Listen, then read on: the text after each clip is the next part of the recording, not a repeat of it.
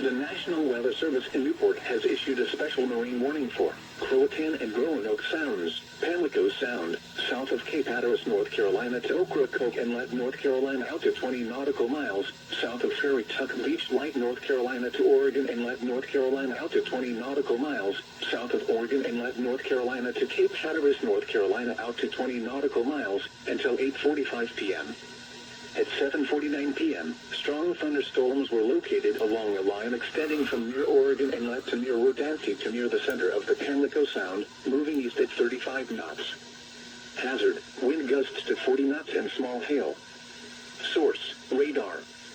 Impact, small craft could be damaged and briefly higher winds and suddenly higher waves.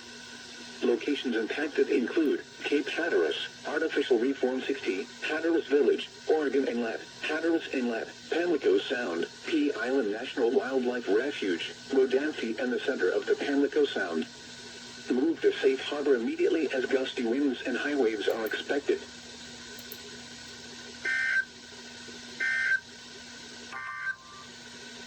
The following is a coastal flood advisory for the following county: OKRACOKE Island, North Carolina.